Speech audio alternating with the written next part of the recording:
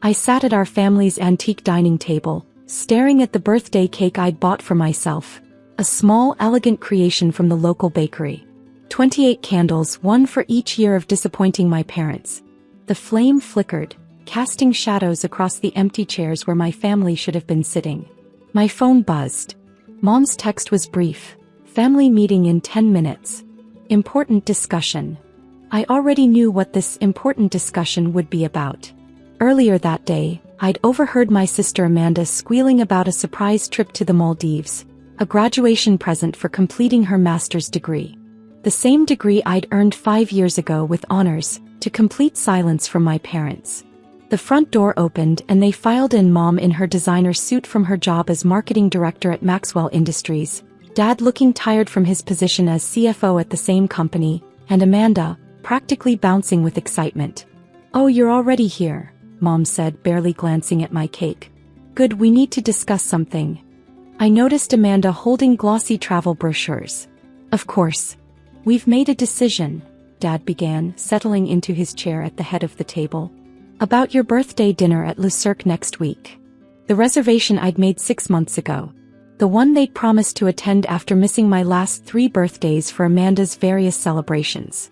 Mom cleared her throat. "We're going to need to use that money for something else.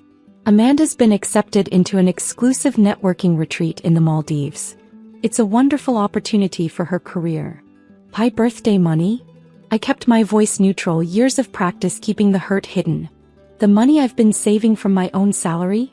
You see, 5 years ago when I'd started working at Maxwell Industries as a junior analyst, the lowest position they could give me despite my qualifications, I'd opened a family savings account. Every month, I deposited a portion of my salary, telling them it was for family emergencies and celebrations. They never questioned where the money came from. Never wondered how a junior analyst could save so much. Never noticed that their youngest daughter was quietly building something massive right under their noses. "Emma, don't be selfish," Amanda cut in. "This retreat could help me become CEO someday. It's not like you're doing anything important with your life." I looked at my sister, perfect Amanda, with her perfect grades, perfect hair and perfectly curated social media presence showcasing her executive lifestyle. If only she knew. "We've already booked her tickets," Dad added. "First class. The retreat starts next week, so we needed to act fast. Using my birthday money." I stated again, watching them squirm slightly. "Well, you can always celebrate another time," Mom waved dismissively. "This opportunity is too important to pass up. The retreat is being hosted by Wilson Global Enterprises. Do you know what that could mean for Amanda's career?" Oh, the irony. I bit back a smile. "Fine," I said simply, standing up. "Take the money. I hope the trip is everything you dream of, Amanda." They stared at me, clearly expecting the usual tears or protests. Instead, I calmly picked up my untouched cake. "That's it." Amanda looked suspicious. "No drama. No drama." I headed toward the door, pausing only to check my watch. In exactly 14 hours at tomorrow morning's Maxwell Industries board meeting, everything would change. "Emma." Mom called after me. "Don't you want to hear about Amanda's retreat plans?" "I'm good." I smiled, thinking about the folder sitting on my desk at home. "I have an early meeting tomorrow. Wouldn't want to be late." As I drove home, their words echoed in my head. Wilson Global Enterprises. The company I'd built from scratch over the past 5 years, using a different last name, keeping my identity hidden even as we became one of the fastest-growing corporations in the country. The same company that had just completed a silent takeover of Maxwell Industries. My phone rang. "Sarah, my CEO." Yes, I had a CEO running the public side of my company while I worked as a junior analyst, gathering intel from the inside. "Everything's set for tomorrow," she reported. "The board votes are confirmed. Maxwell Industries will officially become a subsidiary of Wilson Global at 9 a.m. And my parents? Still have no idea that their disappointing daughter owns their company. Or that their precious Amanda's networking retreat is actually a screening program we set up to identify toxic corporate culture perpetuators. I pulled into my real home, not the modest apartment my family thought I lived in, but a penthouse overlooking Central Park. "Has the new CEO announcement been prepared?" I asked, though I already knew the answer. "Yes." At 9:05 a.m., Robert and Linda Chin will be removed from their positions as CFO and Marketing Director. Their daughter Amanda's acceptance to the retreat will be rescinded due to company restructuring. I walked into my home office, where a wall of monitors displayed real-time data from all my companies. 5 years of careful planning, of playing the quiet, unsuccessful daughter while building an empire in secret. Oh, and Emma? Sarah's voice held a note of satisfaction. Lucerne called. They've upgraded your birthday dinner reservation to a full buyout of the restaurant. The board thinks it's the perfect venue to announce you as the new owner of Maxwell Industries. I looked at the family photo on my desk, taken at Amanda's graduation with me barely visible in the background. Tomorrow everything would change. Tomorrow they'd learn that while they were busy planning Amanda's path to success, their other daughter had already arrived. Perfect, I said, opening my laptop to review the takeover documents one final time. Let's give them a Monday they'll never forget. Monday morning dawned crisp and clear. I dressed with particular care, not in my usual junior analyst attire of modest department store suits, but in a custom-made Chanel ensemble I'd been saving for this day. The black wool dress and jacket whispered old money and quiet power. Louboutin heels, their red soles hidden until I crossed my legs, a perfect metaphor for my hidden empire. I arrived at Maxwell Industries at 7 a.m., 2 hours before the board meeting. The security guard barely glanced at my junior analyst badge, just as he had for the past 5 years. If he only knew that I owned the building he was guarding. My tiny cubicle on the 15th floor was exactly as I'd left it Friday, family photos carefully arranged to show the modest life I supposedly led, sticky notes with basic tasks that were far beneath my actual capabilities, and the Employee of the Month certificate from 3 years ago that my parents had never even noticed. Emma, what are you doing here so early? I turned to see Amanda strutting through the office in designer workwear that screamed, trying too hard. She'd started as a special executive consultant 2 months ago, a position Dad had created specifically for her. Just finishing some reports, I said mildly. Congratulations on the Maldives retreat. She preened. Well, obviously they recognized talent when they saw it. Though. She leaned in conspiratorially. I heard Wilson Global Enterprises is planning something big with Maxwell Industries. Dad's worried they might try a hostile takeover. Is that so? I checked my watch. 7:30 a.m. Shouldn't you be preparing for the board meeting? Oh, didn't you hear? It's executives only. She smirked. Don't worry, I'll tell you all about it. Maybe you can learn something to help you finally get promoted. As she clicked away on her expensive heels, my phone buzzed. Sarah's message was simple. Teams in position. Operation Karma is go. At 8:45 a.m. I took the service elevator to the private floor above the executive boardroom, a space only I knew existed. Through the hidden observation panel, I watched the room fill with board members, executives, and my family. Mom was fussing with Amanda's hair while Dad stood at the head of the table, shuffling papers importantly. The board members looked nervous, though my parents seemed oblivious to the tension. At precisely 9 a.m. the main doors opened. Sarah walked in, followed by my legal team and security personnel. What is the meaning of this? Dad stood up, his face reddening. This is a private board meeting. Sarah smiled professionally. Mr. Chin, I'm Sarah Williams, CEO of Wilson Global Enterprises. We're here to announce some organizational changes. Changes? Mom's perfectly manicured hand flew to her throat. What changes? Effective immediately, Maxwell Industries is a subsidiary of Wilson Global Enterprises. Sarah began distributing folders to the shell-shocked board members. Our legal team has all the necessary documentation. Amanda jumped up. But my retreat. I'm supposed to be networking with Wilson Global executives. That program has been cancelled, Sarah replied coolly. Due to restructuring. Dad was frantically flipping through the documents. This is impossible. How did we not know about this? Perhaps, Sarah suggested, you were too busy planning luxury vacations to notice your company was being acquired. The board, however, has been fully aware and supportive of this transition for months. I watched as my father's face went from red to white. The board members were nodding. They'd all known, all supported my vision for the company's future. All kept my secret, tired of watching my parents' blatant nepotism destroy the company's potential. But who? Mom stammered. Who owns Wilson Global? That was my cue. I pressed the button that opened the hidden door, stepping out onto the private staircase that led down to the boardroom.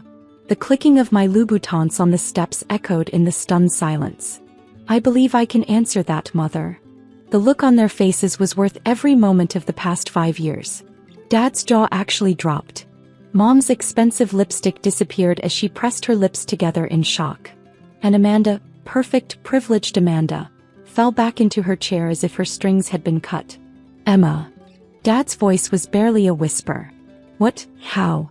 Wilson Global Enterprises is my company, I said clearly, taking my place at the head of the table.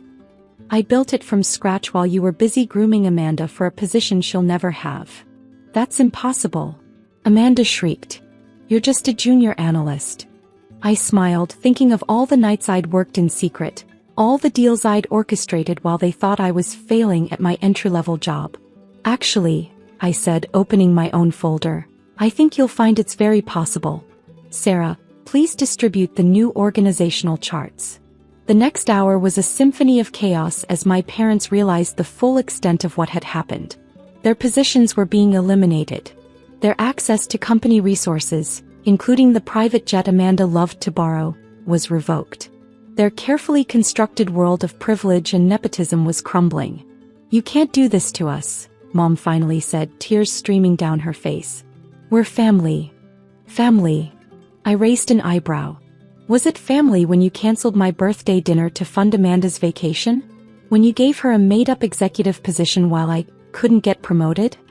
When they what, Ms. Wilson? Sarah prompted, using my professional name, the name that now adorned the company letterhead. I stood up, smoothing my Chanel jacket. When they forgot that sometimes the quiet ones are the ones you should watch out for. The next 24 hours were a whirlwind of corporate restructuring, press releases, and watching my family's carefully constructed world implode. I sat in my new office, previously my father's pride and joy, reviewing the coverage on multiple screens. Maxwell Industries acquired by Wilson Global. A new era begins. Corporate prodigy Emma Wilson reveals true identity. From junior analyst to billion-dollar CEO, the ultimate corporate undercover boss.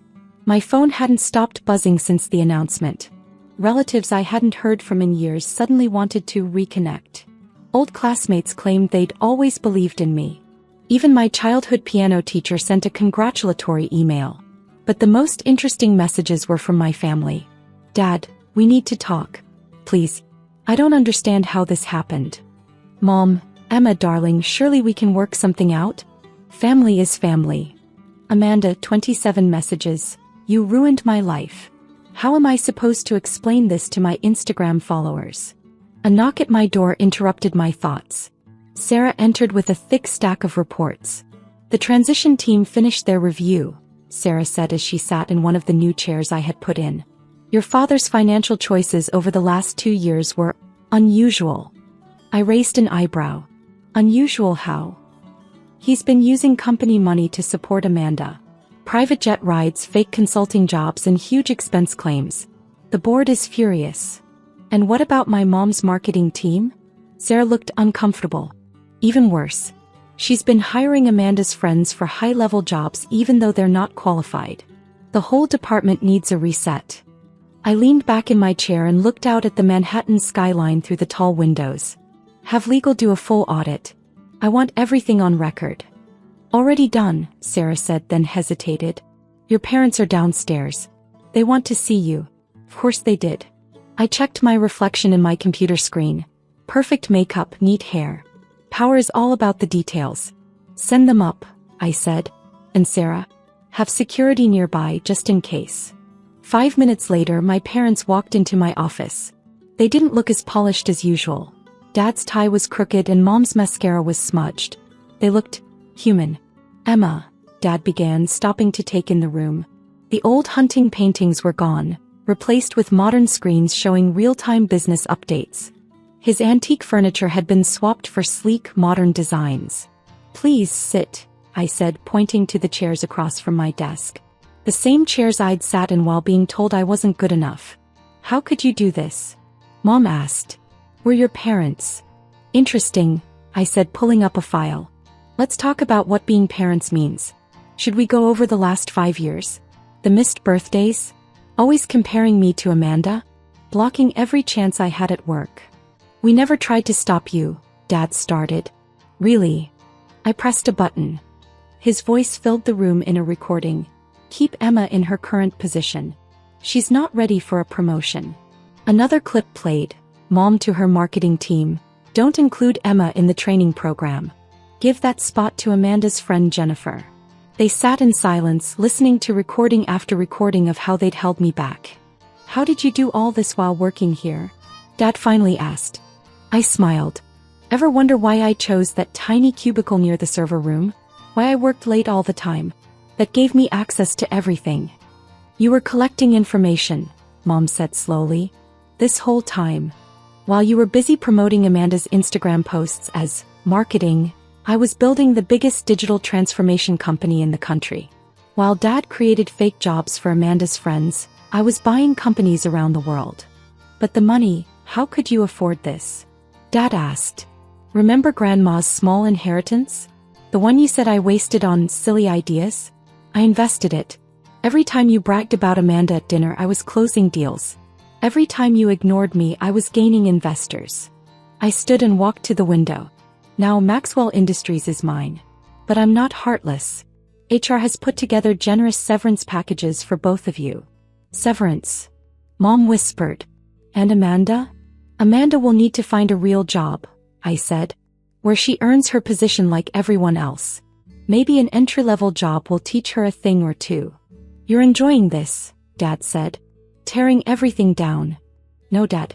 I'm fixing what you broke. The stock has already gone up 15% since I took over. The board supports my plan. And the clients Amanda scared off? They're coming back. Right on time, security arrived at my door. Your severance packages will be sent to your homes, I said calmly. You have 1 hour to clear your offices. The terms are final. And to my daughter, Catherine Morgan, I leave my personal art collection, currently stored in the attic studio. The lawyer's voice echoed through my father's wood-paneled study as my stepmother Victoria's perfectly manicured nails dug into the leather armchair. Her daughter, Ashley, didn't even try to hide her snicker. That's it, Victoria's voice dripped with false concern. Charles, surely there must be more for his only daughter. Charles Bennett, my father's longtime attorney, adjusted his glasses. The remainder of the estate, including the main residence, investment portfolios, and business holdings, goes to Mrs. Victoria Wells Morgan and her daughter Ashley Wells. I sat quietly, thinking about the countless hours I'd spent in that attic studio with my father. How he taught me about art restoration while my classmates were learning to drive. The secret techniques he'd passed down, inherited from his own father, who'd been one of Europe's most respected art restorers before World War II. Well, Ashley stretched luxuriously in her designer outfit. At least you got something, Katie. Those dusty old paintings might fetch a few hundred at a garage sale. If only they knew. My father's last words to me 2 weeks ago, whispered from his hospital bed when Victoria and Ashley were at their spa day. Remember what I taught you about looking beneath the surface, kitten. Not everything is what it seems.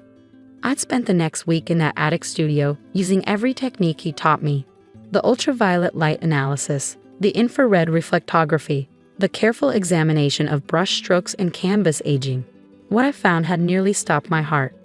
I appreciate the inheritance, I said calmly, standing up. When can I arrange to collect the paintings? Victoria waved her hand dismissively. Take them today if you want. We're planning to renovate that awful attic into Ashley's yoga studio anyway. Perfect. I'd already arranged for a specialized art transport service to be on standby. One that regularly worked with major museums and auction houses. Charles, Victoria turned to the lawyer, about those investment accounts. I slipped out while they discussed their newfound wealth. In the attic studio, 16 paintings lay carefully wrapped in the archival materials I'd prepared. My father's amateur collection of supposed reproduction masterpieces. Except they weren't reproductions.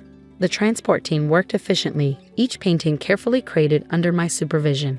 Through the window, I could see Victoria and Ashley in the garden, already discussing plans for redecorating the house. Ms. Morgan? The lead technician approached with a tablet. "If you could sign here, we'll have everything delivered to the secure facility within 3 hours." I signed, thinking about the preliminary analysis I'd already sent to Marcus Chen at Sotheby's. His response had been immediate. "If these are what you suspect, we're looking at the most significant art discovery of the decade." My phone buzzed. "Ashley, don't forget to clean up any dust after moving your junk. Our interior designer comes tomorrow." I smiled, taking one last look at the studio where I'd learned my father's most valuable lessons. Not just about art restoration, but about patience, observation, and the power of keeping certain knowledge safe until the right moment. Walking to my car, I heard Victoria's voice drift from an open window. "Finally, we can make this house worthy of our status." All those years pretending to care about his silly painting hobby. 2 months. That's how long Marcus had estimated it would take for full authentication. 2 months until the art world would learn about the lost masterpieces that had disappeared during World War II, secretly preserved and passed down through my family. 2 months until Victoria and Ashley discovered exactly what they dismissed as junk. My father's voice echoed in my memory. "In art, as in life, patience reveals truth. Wait for the right moment to reveal what you know." The right moment was coming, and it would be a masterpiece of timing. "Ms. Morgan, we're ready to begin the press conference." I nodded to Marcus Chen, adjusting my blazer as we prepared to enter Sotheby's main gallery. Through the door, I could hear the buzz of journalists and art critics gathering for what the invitation had called the discovery of the decade. The past 2 months had been intense. Each painting had undergone rigorous authentication, microscopic analysis, pigment dating, provenance research. Every test had confirmed what I'd suspected in that attic studio. My phone buzzed. A text from Ashley. Did you see? Sotheby's found some huge lost art collection." That's the kind of stuff Dad should have collected instead of those stupid copies. If only she knew. I smiled, remembering Victoria's face when she visited the house last week, bragging about their new interior designer and making sure I knew they'd properly disposed of all that dusty art stuff left in the attic. "Ready?" Marcus asked, checking his notes one last time. "Almost." I pulled at the livestream app on my phone, sending one last text to Victoria. "You might want to watch Sotheby's press conference. Channel 4 starting now." The gallery doors opened and I walked onto the small stage. Camera flashes erupted as Marcus stepped to the podium. "Ladies and gentlemen, thank you for coming. Today, Sotheby's is privileged to announce the discovery of 16 masterpieces lost since World War II. The paintings were unveiled one by one. A previously unknown Monet secretly preserved by my grandfather. A missing Degas, thought destroyed during the Nazi occupation. Each revelation brought gasps from the assembled experts. My phone started vibrating continuously. Victoria and Ashley, finally realizing what they'd given away. I switched it to silent as Marcus continued. "These works, valued collectively at approximately $40 million, have been authenticated beyond any doubt. Their preservation is a testament to 3 generations of the Morgan family's expertise in art restoration and conservation." A reporter raised her hand. "How did these paintings survive the war?" I stepped to the microphone. "My grandfather was an art restorer in Europe. When the Nazis began confiscating artwork, he worked with the resistance to preserve what he could. Some pieces he restored were too dangerous to return. They would have been destroyed or sold off. So he protected them, disguising masterpieces as amateur reproductions." "And your father continued this deception?" another journalist asked. "He protected them until the right time. Many of the original owners' families were lost in the war. Part of the proceeds from these sales will go to Holocaust education and art restitution programs." The questions flew. How had the paintings been authenticated? Why reveal them now? What about claims from original owners' descendants? I answered each one, watching the live stream counter tick up as more people tuned in. Somewhere, I knew Victoria and Ashley were watching their dismissed junk turn into one of the most valuable art collections in recent history. Right on cue, my email pinged, a message from Victoria's lawyer, claiming the paintings had been mistakenly included in my inheritance. I smiled, opening the document I prepared for just this moment. Photos of Victoria's signed statement from the will reading, explicitly rejecting any interest in the worthless reproductions. Marcus concluded the press conference with the announcement that made headlines worldwide. The Morgan collection will be auctioned next month, with opening bids starting at $40 million. Back in the private office, I finally checked my phone. 17 missed calls from Victoria, 12 from Ashley, 5 from their lawyer, and 1 from Charles Bennett, my father's attorney, that actually mattered. Brilliant timing, Charles said when I called back. Your father would have loved this. He planned it, you know, I replied. All those years teaching me restoration techniques, making sure I could authenticate the collection myself, and letting Victoria and Ashley believe they were getting everything of value. That was his masterstroke. He knew they'd never bother to look closely at amateur reproductions. The story exploded across social media. Art websites analyzed each painting's history. Journalists dug into my grandfather's wartime resistance activities. Museums worldwide began contacting Sotheby's about the auction. Victoria tried everything. Legal threats, public appeals, even attempting to claim my father had been mentally incompetent when making a will. Nothing worked. She and Ashley had signed multiple documents rejecting any claim to the worthless art collection. A week before the auction, I received an unexpected visitor at my apartment. Ashley, I don't want money, she said quickly as I opened the door. I need to understand. All those years, watching you and your dad in that attic, you knew? No, I replied honestly. Dad never told me directly. He taught me how to see what others miss. The rest I figured out after he died. He spent more time with you in that dusty studio than he ever did with me and Mom in a house, she said quietly. Because you and Victoria made it clear his hobby was beneath you. Every time he tried to share his knowledge, you laughed it off. She looked down at her designer shoes. Mom's talking about contesting a will again. She won't win. But there is something. I handed her a folder, documentation for a new charitable foundation, funded by part of the auction proceeds, the Morgan Family Art Education Fund. Dad wanted his legacy to mean something, I explained. Not just the monetary value, but the knowledge, the history, the techniques he preserved. The foundation will fund art restoration programs, Holocaust education, and recovery of lost artwork. Why are you showing me this? Because despite everything, your family, there's a place for you on the board if you want it. A chance to be part of something bigger than redecorated houses and yoga studios.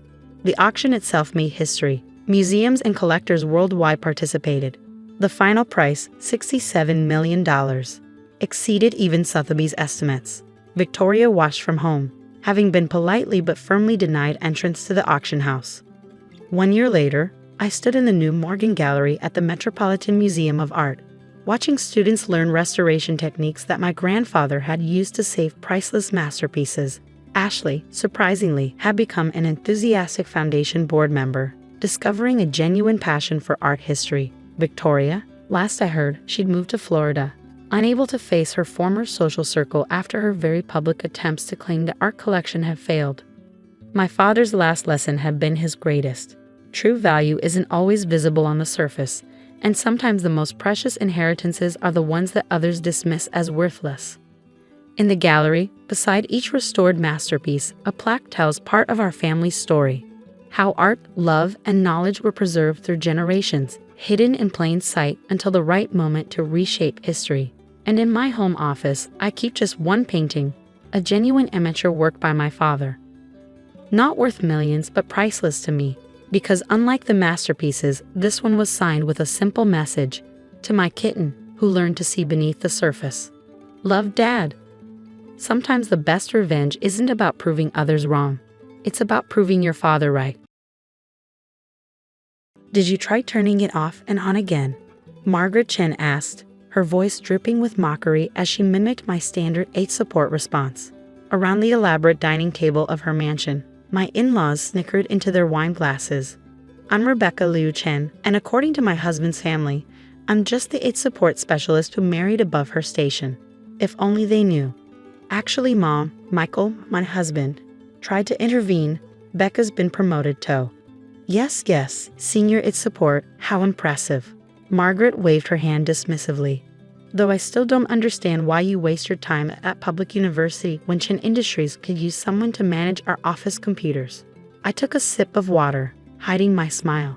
Chen Industries, my father-in-law's precious company, had been trying to break into cybersecurity software for years. What they didn't know was that they were competing against me, or rather, against Guardian Shield Technologies, the company I'd built in secret over the last 5 years. The university suits me, I said quietly. I like helping people. Help yourself first, Charles Chen, my father-in-law, interjected. Our new cybersecurity division is looking for support staff. The pay would be better than. What do they pay you at the university? Enough. I thought about the contract I'd just signed that morning. A $50 million deal with a major bank for Guardian Shield's latest security platform. Barely, Margaret sniffed. I saw your car in the driveway. 5 years old. Really, Michael, you should buy her something more appropriate for a Chen wife.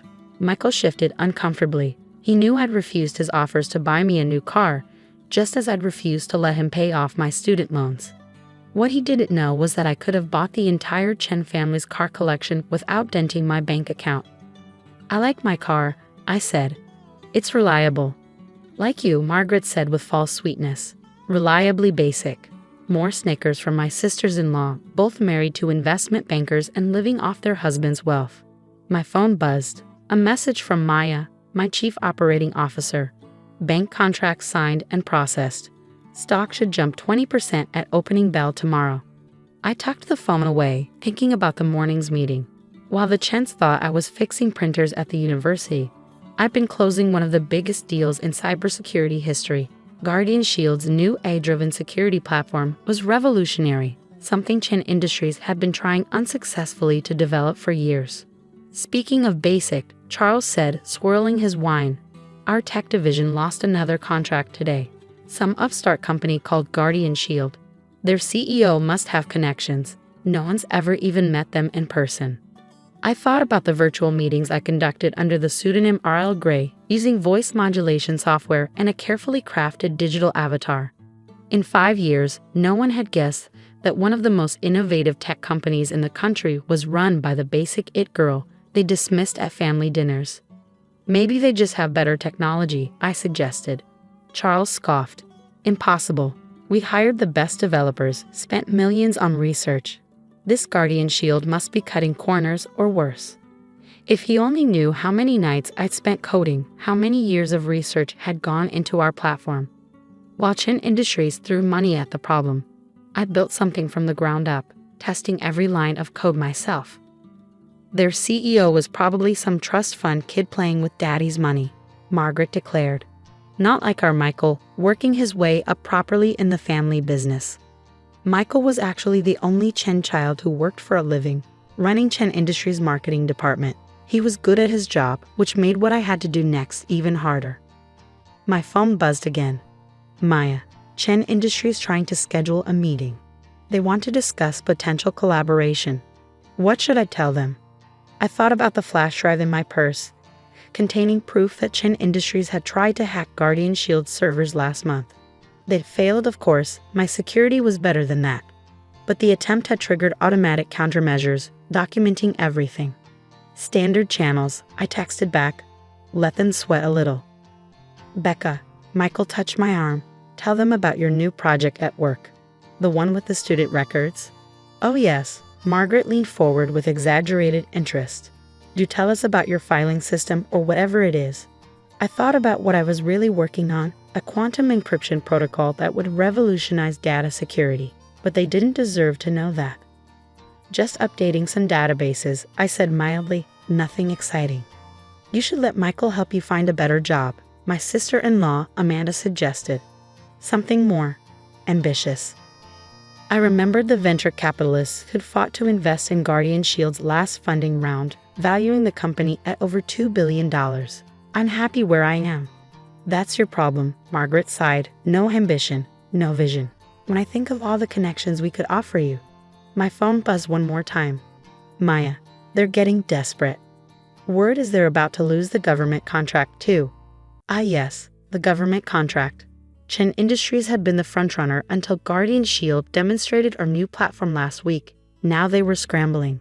Actually, I said carefully, I heard Guardian Shield's new security platform is quite innovative. Maybe Chen Industries should consider a different approach. Charles slammed his glass down. That company is nothing but smoke and mirrors. Next board meeting, I'm doubling our R&D budget. We'll show them what real innovation looks like. I thought about the meeting scheduled for next week, the one where Guardian Shield would demonstrate exactly how we'd stop their hacking attempt. The one where they'd learn just how far behind they really were. More wine, dear? Margaret asked sweetly. Though on your salary, perhaps you should stick to water. My phone lit up with another message, this time from our PR team. Ford's profile confirmed for next month. They want to do a cover story on Arla Gray, the mysterious CEO revolutionizing cybersecurity. I smiled, thinking about how that cover would look framed on my office wall. The office none of them knew existed. Water is fine, I said. I have an early meeting tomorrow. Of course you do, Margaret sighed. Those computers won't fix themselves. If they only knew what I would really be doing, finalizing the details of a security system that would protect millions of people's data, that would change the face of cybersecurity forever. But they find out soon enough. Michael walked me to my car after dinner. I'm sorry about Mom, he said. She just wants what's best for you. No, I corrected gently. She wants what she thinks is best for the Chen family image. He kissed my cheek. Just think about the job offer at Chen Industries. Dad really could use your help with the cybersecurity division. I thought about the evidence of their failed hacking attempt, about the contracts they kept losing to Guardian Shield, about the revolution in security technology they couldn't seem to grasp. Trust me, I said, I'm exactly where I need to be. As I drove home in my reliable 5-year-old car, I thought about choices and appearances, about assumptions and reality. The Chens saw what they wanted to see, a basic IT worker who should be grateful for their connections. They had no idea what was coming. The Chen Industries boardroom looked exactly as I remembered it from family events, all mahogany and leather, designed to intimidate. But today, sitting here as R.L. Gray's representative, I felt only amusement. Ms. Liu, Charles Chen said stiffly, not recognizing his own daughter-in-law behind my designer suit and professional demeanor. Guardian Shield appreciates you taking this meeting. Of course, I opened my laptop. Though I'm curious why you requested it, given your recent activities regarding our network. His face reddened slightly. Michael, sitting beside him, looked confused. I'm not sure what you mean, Charles blustered. I turned my laptop around, displaying the security logs. 3 weeks ago, Chen Industries launched a sophisticated attempt to breach Guardian Shield's servers. Would you like me to detail exactly how you failed? The room erupted in whispers. Board members shifted uncomfortably. That's a serious accusation, Michael said, frowning at the data. Dad? Charles adjusted his tie. A routine security test. Standard industry practice. Industrial espionage is not standard practice, I corrected, pulling out more documents. Niger is hiring former employees to steal trade secrets. Yes, we know about that too. Now see here. No, Mr. Chen. You see. I stood up. Guardian Shield has documented every attempt you've made to steal or replicate our technology. We could have pressed charges. Instead, our CEO decided to give you a chance to explain yourselves. Your CEO, Michael scoffed. The mysterious R.L. Gray who never shows their face. Tell them to come talk to us directly if they're so concerned. I smiled. Actually, that's why I'm here. I pressed a button on my phone. The boardroom screens lit up with Guardian Shield's corporate profile, my profile, showing the connection between R.L. Gray and Rebecca Liu. The silence was deafening. That's impossible, Charles whispered. Becca. Michael stared at me like he'd never seen me before. Surprise, I turned to address the board. For those who don't know me, I'm Rebecca Liu Chen. You might remember me as the basic aid support worker your CEO loves to mock at family dinners. I'm also Arla Gray, founder and CEO of Guardian Shield Technologies. The next few minutes were chaos. Board members frantically pulling up Guardian Shield's market valuation. Charles trying to maintain control. Michael looking like his world had turned upside down. You can't be, Charles finally managed. You work at the university. Part-time, yes. I enjoy teaching. But most of my time is spent running the company that's been consistently outperforming yours in cybersecurity innovation. I pulled up more slides. Market comparisons, technical specifications, client testimonials. While you were busy underestimating me, I built something revolutionary. That government contract you lost last week? Those banking clients you couldn't land? They all chose Guardian Shield because we're simply better. Why? Michael asked quietly. Why keep this secret? Why let my parents treat you like I was beneath them? I met his eyes, because they needed to show who they really were, how they judge people based on appearances and assumptions. My phone buzzed, a message from Maya. Ford's article just dropped. Stocks up 30%. Right on schedule. I turned the laptop to show the Ford's website. There was my face on the digital cover, alongside the headline, The Hidden Genius of Silicon Valley, How R.L. Gray Built a Cybersecurity Empire in Secret.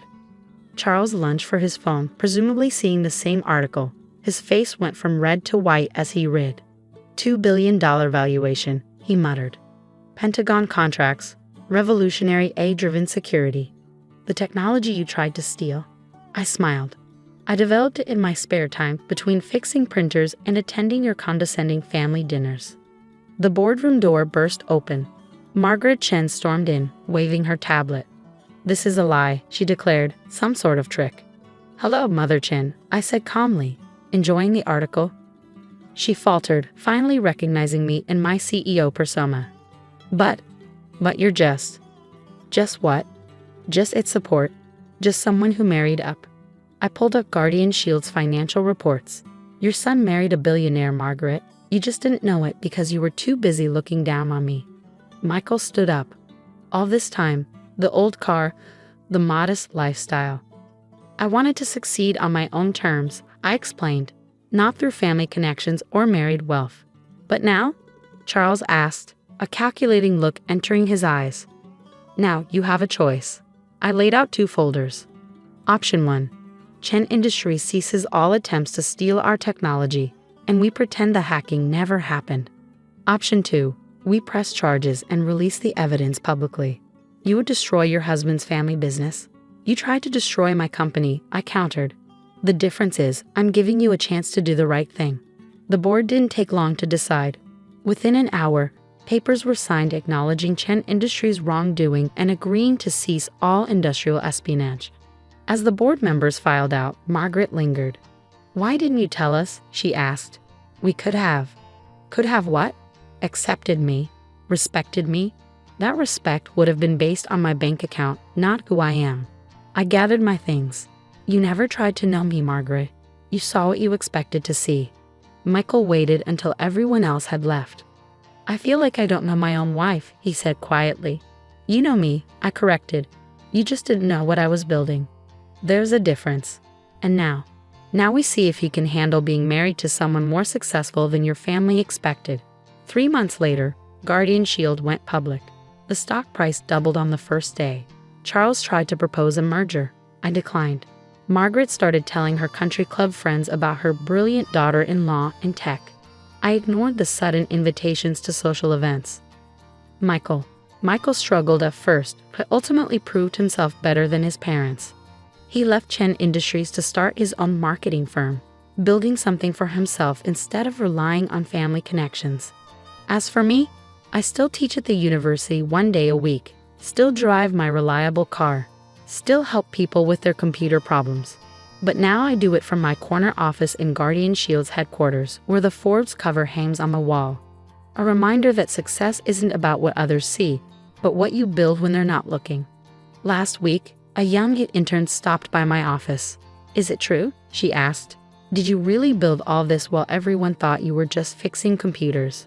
I smiled, remembering all the dismissive comments, all the underestimation, all the secret late nights coding while the Chens thought I was stuck in a dead-end job.